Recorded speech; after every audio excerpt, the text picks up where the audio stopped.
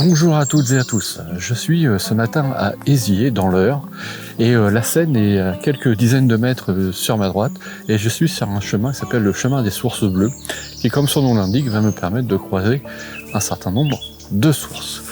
Le sujet de cette sortie aujourd'hui, c'est simplement de vous dire à quel point de faire de la photographie de paysage, c'est bon pour vous et pour moi. Bon, pour l'instant, au niveau des sources, ça n'a pas donné grand-chose. Donc je suis arrivé à un autre petit village plutôt sympa qui s'appelle le Vieux-Port.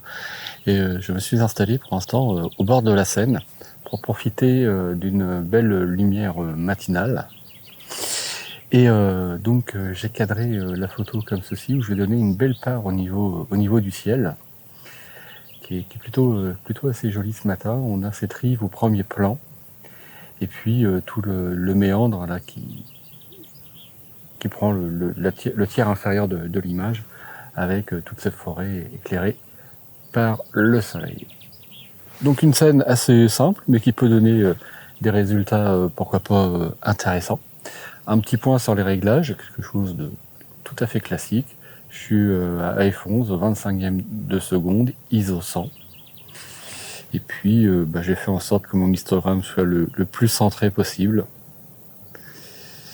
Et donc voilà, je fais le point sur le tiers inférieur et je prends la photo. À noter que j'ai monté un filtre polarisant qui peut avoir une légère influence sur le ciel. C'est très très léger parce que j'ai un peu le soleil dans le dos. Je vais refaire une photo. Voilà. Petite scène sympa qui devrait normalement rendre quelque chose d'intéressant. Je vous montre ça tout de suite.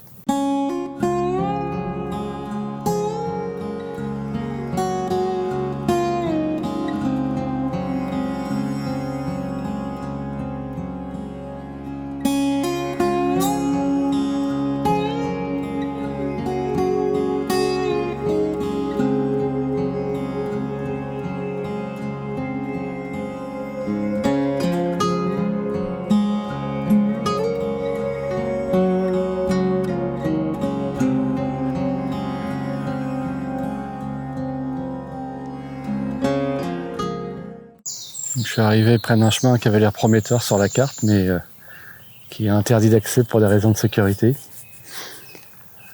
Alors bon, tant pis, je vais faire demi-tour. Bon, tout le monde ne fait pas demi-tour, parce que comme vous pouvez le voir, il y a un chemin qui contourne la barrière. Mais non, moi je vais respecter cette interdiction-là. Donc, demi-tour, on va essayer de trouver autre chose. Pendant le parcours de demi-tour, je voudrais revenir sur le sujet de cette sortie. Pourquoi la photo de paysage c'est bon pour nous?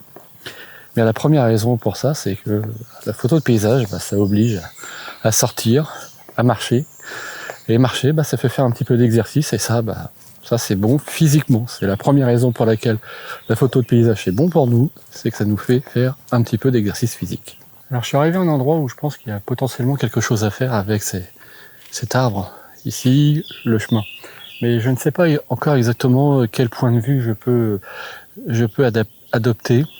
Donc je vais essayer plusieurs choses et je vais vous montrer ça directement via l'appareil. Alors la première possibilité que j'ai, c'est peut-être de resserrer un peu plus comme ça. Et donc là, ce que j'aime bien ici, c'est on a à la fois l'arbre. Après, je serre et je descends un petit peu. Donc on a à la fois cet arbre qui passe par-dessus le chemin, c'est ça que je trouve intéressant dans cette scène. Et puis on a le chemin en lui-même. Alors il faudrait que je fasse attention pour pas avoir trop de ciel, peut-être en descendant un petit peu comme ça, peut-être en resserrant un petit peu plus, ou simplement en m'approchant. Et après, je pourrais avoir quelque chose comme ceci. Alors, ce qui me gêne un petit peu dans cette scène, c'est la présence du poteau électrique. Et finalement, qui peut se fondre assez bien. Il suffirait juste que j'efface le marquage du GR qui attire un petit peu le regard. Après, je pense que j'ai peut-être une autre possibilité en montant un petit peu comme ceci dans la pente. Et je trouve que là, on a plus, on met plus en valeur l'arbre et ses branches. Et si je monte encore plus, hop, l'idée c'était de monter pour essayer de masquer le panneau du GR. Alors à mon avis, je suis plus dans le champ. Mais on perd le chemin et je trouve que la composition est moins intéressante dans ce sens-là. Donc finalement, la première solution est peut-être la bonne. Simplement de cadrer à peu près dans cette idée-là pour essayer d'avoir à la fois les branches de l'arbre et le chemin. Je me suis donc mis en place pour faire la photo. Donc j'ai réussi à reproduire à peu près la composition que je viens de vous montrer. Donc on a bien le chemin ici qui nous emmène par là et on a cet arbre là avec ses branches qui passent par-dessus. Alors je peux peut-être encore ajuster un petit peu, je peux peut-être voir est-ce que je peux pas mettre le chemin, l'arbre un petit peu plus vers la gauche. Ouais, ça peut être pas mal aussi ça. Et la question c'est non, faut que je remonte un petit peu, mais il faut que je fasse attention, parce que si je remonte de trop, je vais avoir tout de suite du ciel. Donc je vais plutôt remonter comme ceci. Alors regardons d'un petit peu plus près les réglages que j'ai là. Alors pour l'instant, j'ai rien réglé du tout. Je suis à F9. Ce que je vais faire, c'est que je vais faire le point sur... Je vais faire le point sur le tronc. Je suis à F9, 0,4 secondes, je suis à ISO 320. J'ai dû monter pas mal au niveau des ISO. Là, je suis à 0,6 secondes. J'ai jeté un petit coup d'œil sur l'histogramme. Ouais, ça devrait aller de ce côté-là. J'ai peur que j'ai des zones claires au niveau des branches du haut, là.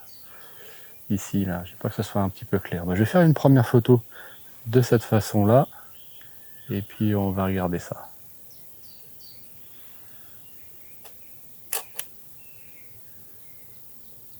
Ok, oui, j'ai une légère surexposition à certaines zones. Mais rien de bien méchant. Je vais peut-être faire une deuxième vue, juste histoire de sécuriser à ce niveau-là. Donc je vais de nouveau afficher mon histogramme.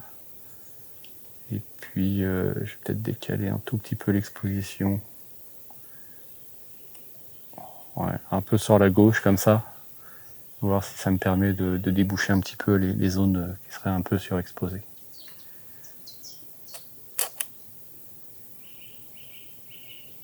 Voilà, j'ai moins de zones surexposées. Encore un petit peu, mais pas grand-chose. C'est un peu comme du même ordre que la première photo. Bon, je trouve que cette composition, elle marche pas mal. Eh bien, voici le résultat.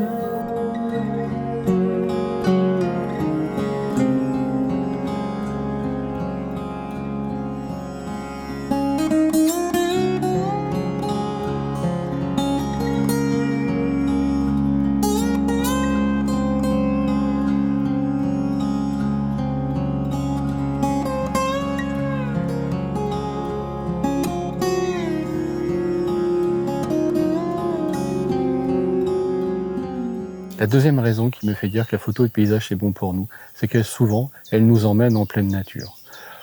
On prend donc le temps de regarder ce qui se passe autour de nous. On est entouré des bruits de la nature, comme ici, les oiseaux et un petit peu le vent dans les arbres. Et puis, il y a des moments où on va trouver une scène qui va nous plaire, qui va accrocher notre regard. Et on va prendre l'appareil, on va commencer déjà par l'observer, on va prendre l'appareil, on va trouver une composition, on va se poser éventuellement sur le trépied, affiner la composition, faire nos réglages. Et pendant tout ce temps-là, on va être dans une sorte de bulle, pleinement concentré sur ce qu'on est en train de faire. Et on va se couper de toutes les pensées qui peuvent nous assaillir lorsqu'on est au quotidien. Donc la deuxième raison pour laquelle la photo de paysage c'est bon pour nous, c'est mentalement. Je suis revenu sur ce passage vagué. Je trouve ça rigolo la façon dont ça a été fait avec ces petits troncs. Et je trouve que ces troncs coupés font une forme répétitive qui peut être assez originale pour une photo. Avec cet environnement plutôt sympa, on a un petit peu plus loin un iris, quelques iris là, bon maintenant qui sont défleuris. Et puis bon, c'est un petit environnement sympathique, donc que j'avais envie de garder en image. Donc je me suis installé en mode portrait et j'ai vraiment fait en sorte que ma scène soit cadrée principalement sur ces petits poteaux en bois qui sont plantés dans le lit de la source. Alors, ce que je vais avoir comme difficulté, parce que mon objectif ici c'est d'essayer d'avoir la photo nette tout le temps, alors je vais faire une première prise de vue à f11 en faisant le point à peu près au deuxième rondin, voir ce que ça donne, voir si c'est suffisant pour avoir tout net, et si j'ai un doute, dans ce cas-là je ferai un focus time. Donc première photo, une seule prise de vue.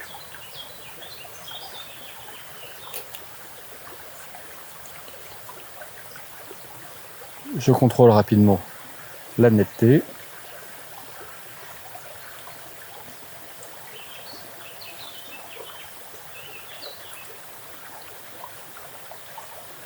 Ça m'a l'air pas mal, mais j'ai quand même un petit doute. Donc dans ce cas, ce que je vais faire, c'est que je vais faire une autre série de prises de vue, et cette fois-ci, je vais décaler un peu plus ma mise au point dans l'objectif de faire un focus time. Donc, je vais faire le point sur le premier rondin, et juste pour bien marquer le début de ma séquence de focus time, je vais faire une première photo, je vais marquer ça avec ma main. Voilà, si vous avez l'habitude de me suivre, vous voyez souvent faire cette petite technique quand je fais du focus time. Ça me permet une fois dans Lightroom de voir que les photos qui sont comprises entre celle où il y a ma main, la série de photos et une autre photo où il y a ma main, je sais que toute cette série-là, c'est celle du focus time. Comme ça, si je fais plusieurs essais, je sais à peu près comment isoler mes photos dans ma bibliothèque. Donc, première photo avec le point sur le premier plan. Deuxième photo, je vais décaler un petit peu ici. Alors comme je suis à f11, j'ai déjà une bonne plage de profondeur de champ, donc ça devrait aller avec 3 photos. Je vais faire une troisième avec la mise au point un peu plus loin dans l'image. Et bon, histoire de sécuriser, je vais faire une photo avec la mise au point sur l'iris. Alors l'iris qui bouge un petit peu, c'est un petit peu d'air quand même. Et comme je suis au 8e de seconde, ça va peut-être un petit peu juste. On va voir. Voilà. Et pour marquer la fin de la série, je prends une photo avec ma main.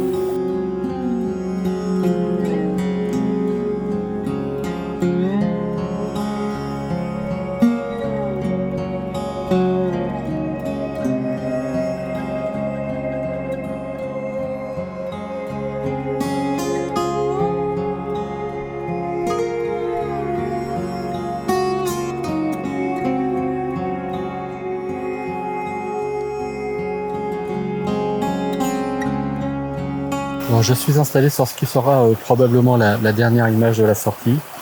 Une image qui s'annonce pas simple, mais la scène est plutôt intéressante. Donc j'ai cette source qui passe juste devant moi avec vous pouvez voir ces petits paquets d'herbe qui restent encore au milieu. Je pense que c'est une partie de la berge qui s'est détachée, qui est venue se poser là. Et ce qu'on voit pas très bien, c'est au fond, on a un saule avec des troncs qui sont un petit peu dans la vase. Alors plusieurs choses qui vont être un petit peu compliquées pour cette scène. Ça va être déjà la vitesse, puisque je suis à 0,5 secondes à f11 et il y a un petit peu de mouvement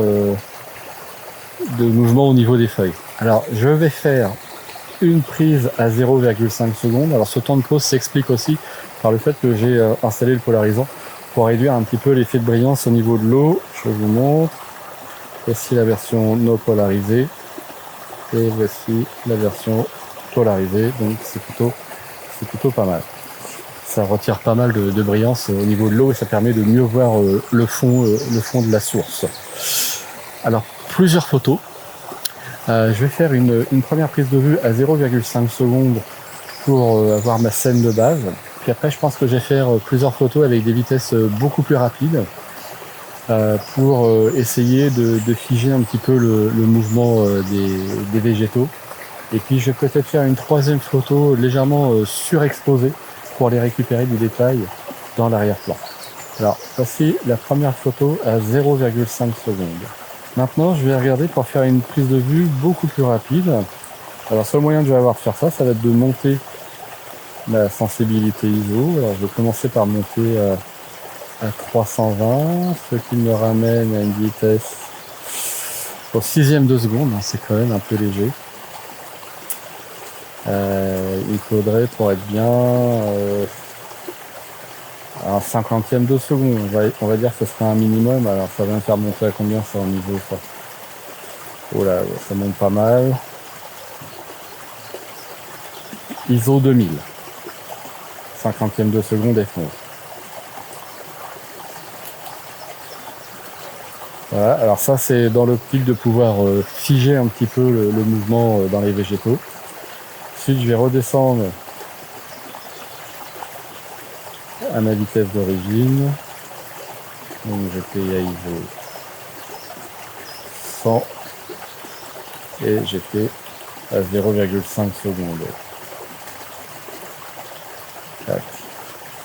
Et là ce que je vais faire c'est que je vais allonger le temps de pause pour déboucher un petit peu l'arrière-plan.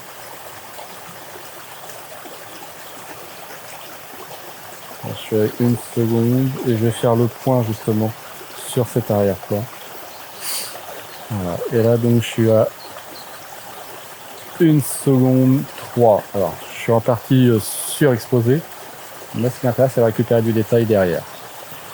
Voilà, à voir. Le montage se fera peut-être entre 1, 2, voire 3 images. Je vous explique le choix que j'ai fini par faire au moment où je vais vous montrer la photo. La pause à 0,5 secondes m'a permis d'obtenir un mouvement intéressant au niveau de l'eau, tout en conservant de la matière. La pause plus rapide m'a permis de figer le mouvement dans les feuilles. Enfin, la photo légèrement surexposée m'a permis de déboucher l'arrière-plan.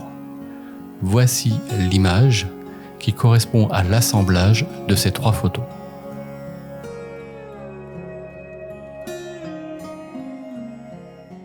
C'est la fin de cette sortie et de cette vidéo. J'espère que cette balade vous a plu et que le propos d'aujourd'hui vous a intéressé. Comme vous le savez, le propos justement de cette chaîne, la raison d'être de cette chaîne, c'est de vous permettre de m'accompagner lors de mes sorties, mais c'est surtout de vous donner envie de sortir. Et j'espère que les raisons que j'ai évoquées aujourd'hui quant aux bienfaits de la pratique de la photo de paysage vont vous inciter à sortir encore plus souvent. N'hésitez pas à me faire part de vos remarques ou de vos questions en utilisant les commentaires. N'oubliez pas non plus, si cette vidéo vous a plu, de mettre un petit j'aime dessus. Si vous n'êtes pas encore abonné, pourquoi ne pas le faire? Et que vous soyez abonné ou non, n'oubliez pas de cocher la petite cloche pour être notifié des prochaines sorties. Et en attendant de vous retrouver justement pour une prochaine sortie, je vous souhaite une très bonne semaine et à bientôt. Salut!